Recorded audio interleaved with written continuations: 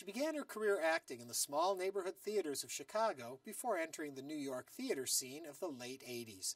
Television soon beckoned, and audiences began to take notice when she joined the cast of The Drew Carey Show as Carey's girlfriend, Nikki. But it has been as Dr. Addison Montgomery on both Grey's Anatomy and Private Practice that she has truly captured the nation's attention. Outside of acting, she is just as busy. As a businesswoman, she has launched her own fragrance called Boyfriend. As an activist, she is a spokesperson for the Narcolepsy Network, served on the board of Planned Parenthood, and is working with the Ocean Conservancy group, Oceana. Hello, I'm Ernie Manouse. Coming up on InnerVIEWS, our conversation with SAG Award-winning actor Kate Walsh.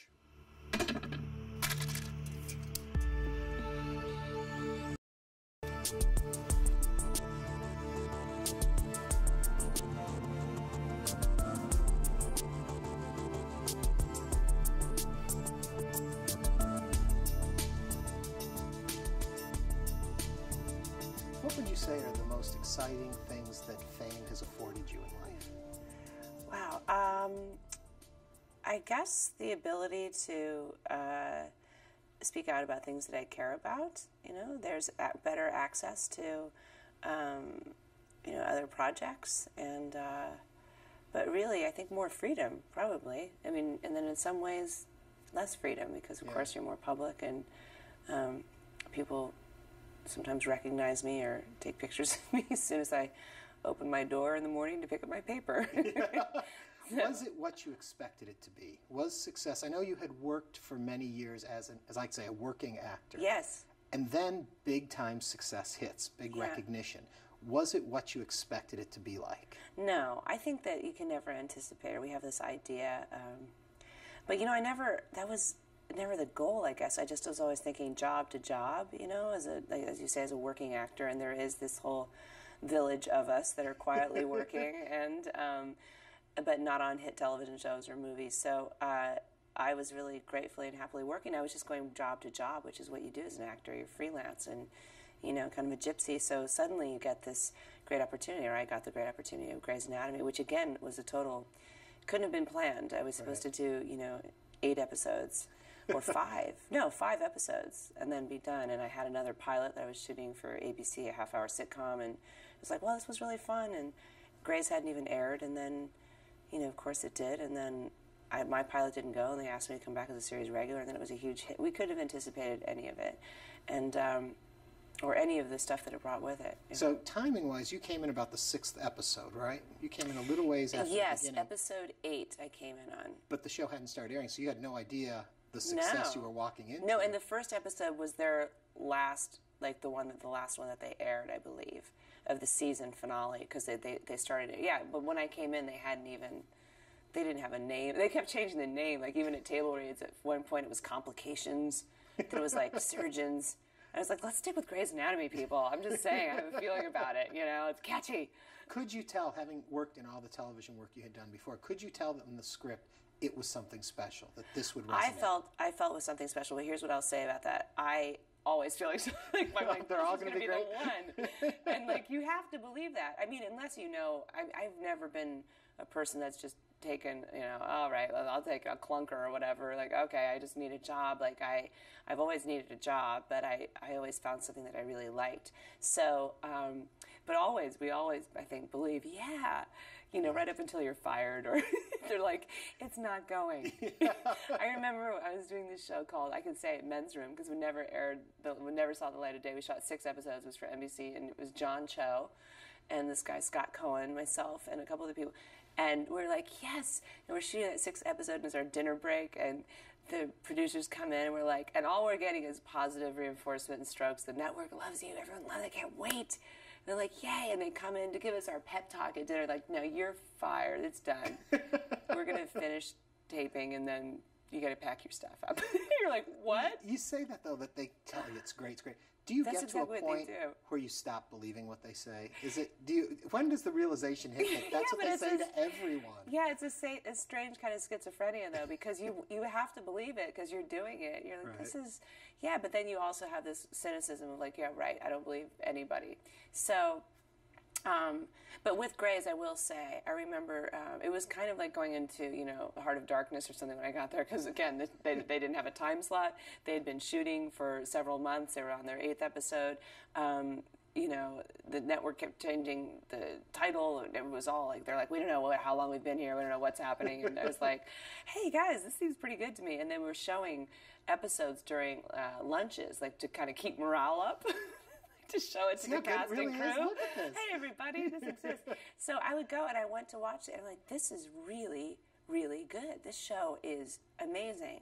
And so I was actually really sad to leave, like to finish my little run there. I was like, wow, I would love to be a part of this show. Yeah. And even though it hadn't aired yet, so.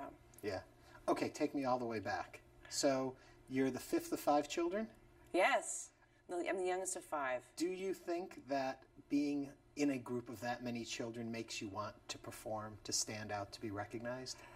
I think maybe, because I have a lot of friends that are the youngest of big families that are performers, or they're like, a lot of them are, it seems like, only children or the youngest. There's a lot of us, the youngest of, you know, 5 or 7 or 4 or whatever, that, yeah, I think you do. You have this need to differentiate. But I don't think it's conscious as a kid. You're just like, you know, I think or you're either left a little to your own devices because, you know, the parents are like, look, I've done this 4 or 5 times. You're cool, right? All right, I'll see you when you're 15 and you need to drive my car and get into an accident and our insurance will go. So, yeah,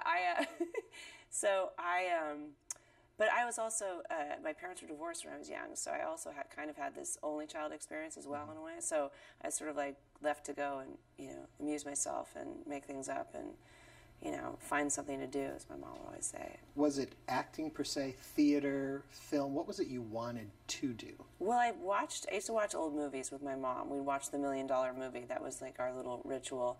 And I was obsessed with old movies, black and white movies, and had all these crushes on, you know, dead movie stars, Gary Cooper, you know, Spencer Tracy.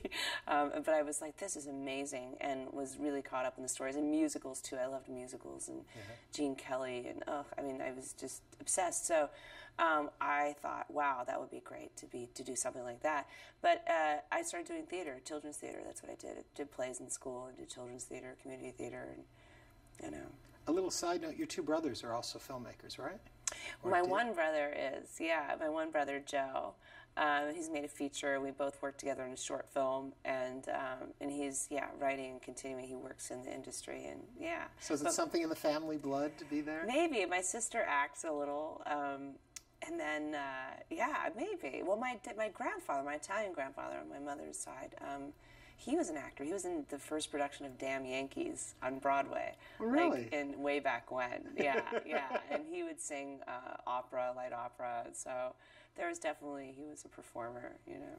Before we leave too much of the way back there, I need to know, so Dairy Queen, huh? Yeah. Dairy Queen. Favorite Blizzard flavor? Jeez, you know, I was very simple taste, and I still have them.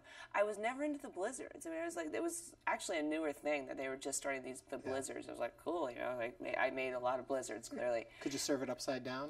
Falling out it was all very complicated. But I was a simple, you know, vanilla cone girl, small vanilla cone, still am.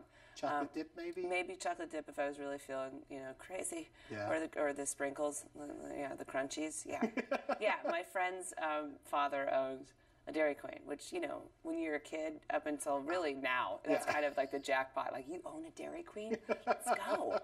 So I was like, I can't wait to work there for like $1.90 an hour. This is awesome. I can eat all this stuff as much as I want. So How quickly did you tire of ice cream? You know, it took a while. It took a while? We still ate every day, like little baby cups. Yeah. Crazy. Okay, so when do you go to Chicago? Where does Chicago play into this for the theater scene? I grew up in Northern California in San Jose, and then we moved to Tucson when I was 11. And I went to school there and went to U of A, and I was an English major, actually, until I stopped because I tried to be, that was my attempt at being practical and not being an actor. I was like, well, I'll be an English major. That'll be really, I'm sure I'll do something with that. So I left and started doing theater in Tucson, actually. There's this great woman that came from Chicago, from Northwestern, named Meg Nolan, and she'd started this theater company in Tucson called AKA Theater, and did like really incredible productions. So I started doing plays with them and then improvising a lot too as an old improv group. And then I auditioned for the Midwestern Theater Conference at Webster College in Missouri, and then I got this great summer stock gig in Oxford, Mississippi called the Festival of Southern Theater. It was all 3 plays in rep. They were all new playwrights. It was amazing. Yeah. But before that, I knew I wanted to move. I was ready to go to a theater town. So it was either Seattle or Chicago. I had friends in both places, and I went to visit Chicago before I went to do the summer stock, and I fell in love. I was like, this is great. I can, I was too scared to move to New York for sure. I was like, no way. And then I had a play to do. When I moved to Chicago, I did Happy Birthday Wanda June, the only play that Kurt Vonnegut ever wrote. And he actually came and saw it. What goes through your mind when you know he's in the audience? I was, of course, nervous. I love him. I was a huge fan. I'm a huge fan. So but it was thrilling, with this little black box theater, stage left theater that's no longer there. And, I was in Chicago for many years. Oh, were you? And the theater scene in Chicago, I think, is just amazing. And there's I'm no curious place why. like it. Why do you think it is that way there? I don't know if it's just that good Midwest work ethic, that people are just really passionate about it. I don't know if it's the weather. I used to have all sorts of theories about Chicago. I lived there for 5 years. I'm like, maybe it's so cold here. People are forced to really be nice to each other. There was no one there that was looking to make it. They just want, I moved there, I'm like, I'd love to work at Steppenwolf. I never did work at Steppenwolf. Yeah. But I worked at other great theaters in Chicago, but it was like, you weren't going there to try to get on a television show or to get famous. Mm-hmm. It was really because you love theater and love acting and love the craft, and you want to learn, you want to be the best you can be and work with great people. So I feel like Linda Loewy is the casting woman for Grey's Anatomy and Private Practice. She cast me in Under the Tuscan Sun, and she's married to a Chicago theater actor, Jeff Perry, who plays Meredith Grey's dad on Grey's, but also has been in amazing productions of everything. He's a great actor. But anyway, she has a real affinity for Chicago actors because there's that work ethic and that that real desire, and they're usually really talented. Did you notice a difference going to New York then? What do you mean, except for you? But did you notice a difference then with New York actors when you go there? Did you feel that they're all waiting for the break kind of thing? No. Still, I mean, New York is it's great theater. Right. It was just a difference. It is sort of still a small community. But for me, when I moved to New York, I remember thinking, okay, I just put in my time and cut my teeth in Chicago and got my equity card.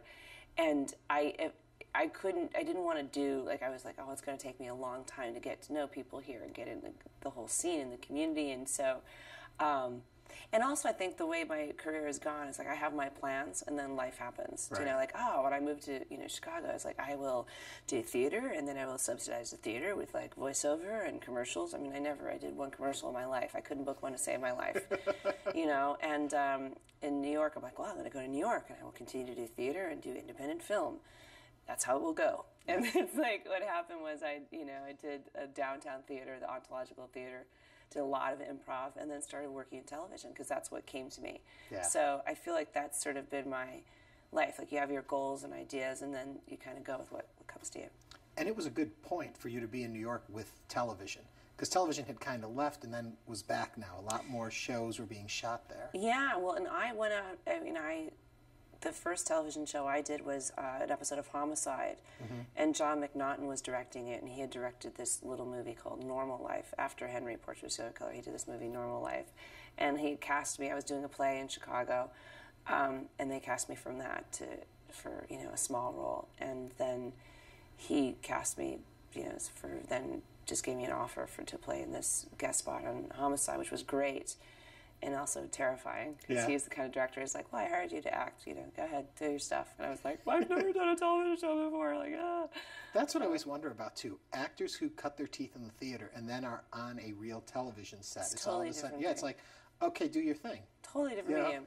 And also there's a huge difference between half-hour sitcoms and hour-long scripts. And I literally didn't know until someone said, "Hey, sweetheart, like sitcoms are double spaced, and hour longs are single spaced." Because I was like, and that doesn't bode well because I'm like, it wasn't funny. I didn't think it was funny. So, but yeah, it was like, and yeah, it's a whole new skill. And then you did Henry Portrait of a Serial Killer 2?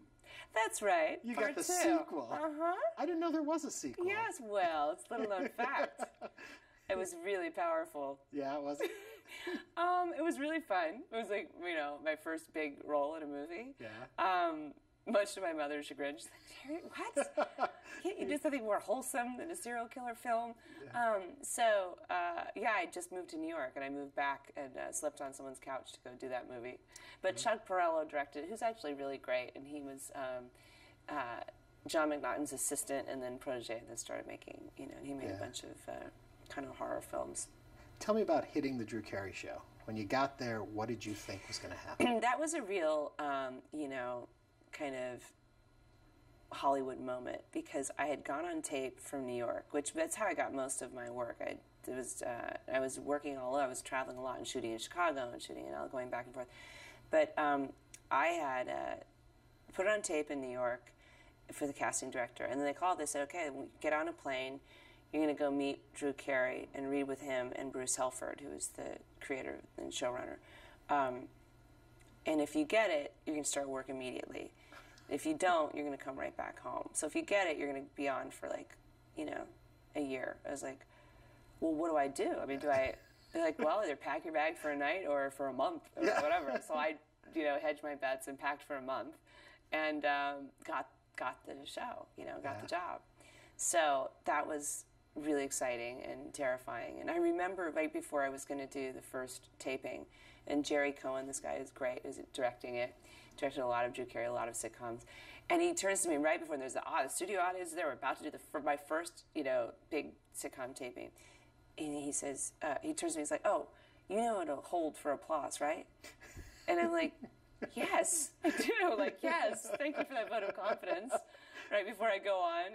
But I remember my heart was pounding. And there's moments in life where you remember how nervous you were. And that was like one of the most nerve-wracking things before I made my first entrance. I read something, I'm going to slaughter this quote, so I apologize, but Grant Tinker's son, who directed Private Practice Pilot, Mark Tinker, he's our executive producer and directing said producer. You have the skills and talents of Mary Tyler Moore in the comedy, but you add to that all the drama, too. Oh, that's really nice. I call him my work husband. Yeah. He's sort of paid to say that.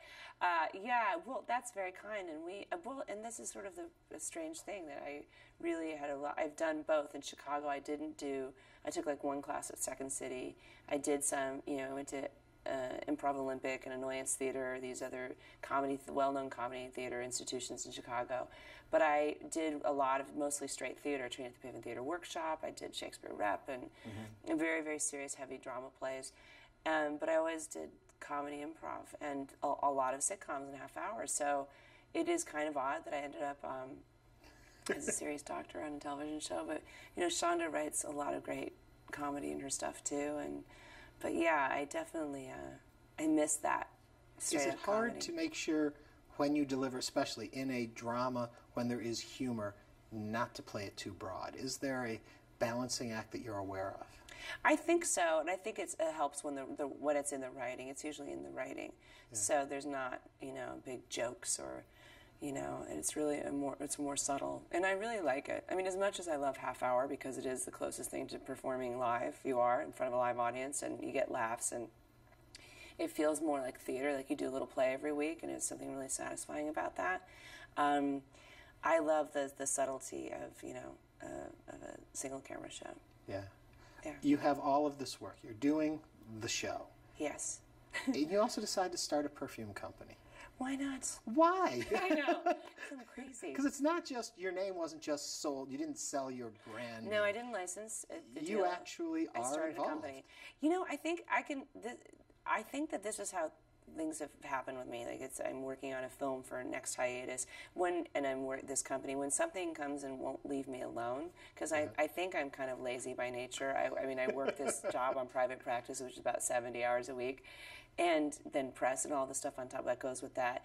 But when an idea won't leave me alone, I tend, and you're like, okay, I have to do something about this. And the this idea for this fragrance, Boyfriend, wouldn't leave me alone. And so I decided to actually kind of do it. And, it was this concept I had of, and it was actually born out of a breakup with my boyfriend, and I missed him. I missed his scent, and I was shopping in New York, and I thought, oh, who cares? I'm going to go get him. I'll go to the men's fragrance counter and just get a men's fragrance. I don't have to have a boyfriend to have a boyfriend scent. And the little bell went off. I thought, what a great idea that would be for a fragrance, Boyfriend, like boyfriend in a bottle. Like, who doesn't like that? What girl wouldn't buy that?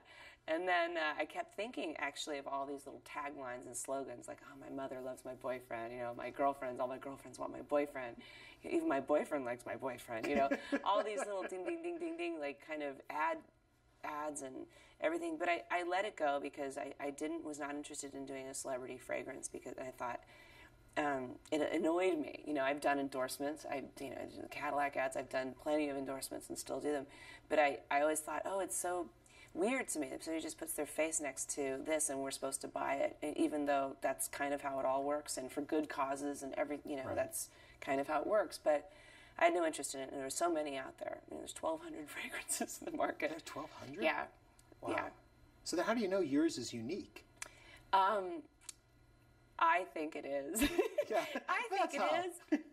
Anyway, no, Is it like a fragrance clearinghouse where yeah, they tell you, sorry, that one's already taken? No, you mix. That's the beautiful thing about it. It's all subtle, and it's all very individual and personal, and it's pheromones and what you respond to. And olfactive memory is one of the most powerful sense memories, you smell, whatever, chocolate chip cookie, and you're immediately transported into your childhood.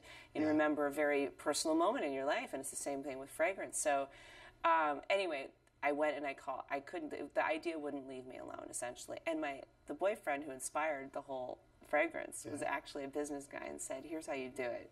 Don't do a license. Because I really, and also I'd seen friends that had ideas and products and stuff, and they licensed it, and they had no creative control anymore or input.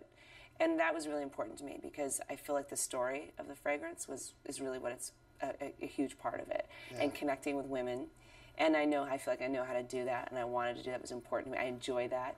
It's part of the reason I enjoy being on Twitter. I love being able to talk to my ladies. Yes, you're quite the social media person out there. Well, From I've your got video blogs and your website and your Twitter, you keep in touch. I'm keeping in touch. I also have a really great digital guy, Luigi Picarazzi, who helped me develop. 2 years ago, I didn't have any of this, you know. And Amy Brenneman and Shonda Rhimes were like, you have to start Twittering. I'm like, no, that's weird. It's the end of Western civilization. I'm not going to do that. Then I'm like, cut to, oh, hey, well, now I'm eating a sandwich. What are you doing, So Does it surprise you what the fans are interested in?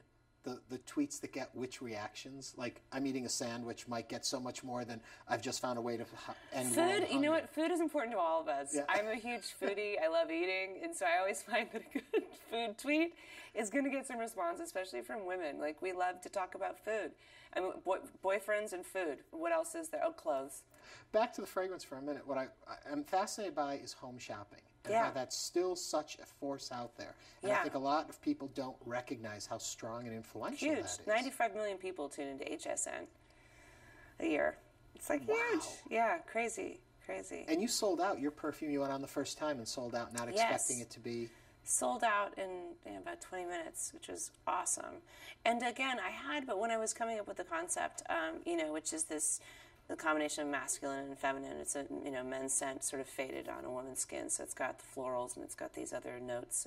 There's sandalwood and a little bit of patchouli, not enough to smell like you've been to a Grateful Dead concert, but just a little bit, and then a little amber and vanilla, and so it's got that nuzzly kind of thing that I was looking for. I was trying to put in this bottle, but the concept and the story, what really I wanted, I knew I could talk about that on HSN, and we sold it in the room to HSN and Sephora, because part of my deal with not doing just a traditional licensing or royalty deal, like a celebrity fragrance deal, is that I was like, this is a story that I want to tell continually, like I would Private Practice or a weekly serial, that I want women to interact with, and that I will be sticking with the brand and creating. There'll be more boyfriends to come, but really kind of staying with it day in, day out, week in and week out, and connecting with women and getting a dialogue going. Do the boyfriends have names? Is there something into that, or is it all just a no, product? You know, we had thought about that, and I thought, you know what, some people might have a negative connotation with, you know, Steve. I don't know, no disrespect to the Steves out there. I think you guys are great. But, you know, somebody like, oh, Steve. Like somebody said, oh, name it Chris.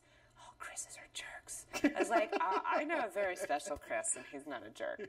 But yeah, but people, so I was like, no names. Like I did put it in the design of the bottle, which is custom. I put sort of in this ghost writing on the back, this kind of translucent writing, all sorts of men's names. So well, in the last couple seconds we have left, anything else hanging with you can't get rid of that you're going to do next? Yeah, there's a script that I'm working on for next hiatus, a comedy for me. So that's in the hopper, stirring it up. That between that and Boyfriend and the television program, yeah. I've talked to a lot of people who have done series, and they say when the series is done, I don't want to do another series again. How about you? No, I would do another series. I don't think I could do. Never say never, but I don't think I could do an hour-long, 22 episode show again. It's a lot of work. It's a lot of work. I think you do, yeah. And I've been so lucky that both Grey's and Private Practice have been so successful, and I'm really proud of the work, and I'm really proud of the shows and the social issues that they bring about. And I feel like that they're both a contribution to the culture, in addition to being soapy and sexy. That there's amazing issues that Shonda's able to speak about and bring out, and the writers, that it's incredible that. Well, we are out of time. As much as I want to ask when you say about sexy, there were questions that came in about how nude did you get for some of your scenes? No, not very. Everything was all very PG. Yeah. And I'm laying there next to Tay Diggs, so who cares anyway? Life is good. Kate Walsh, thank you so much. A pleasure to have you. Thank you. Kate Walsh.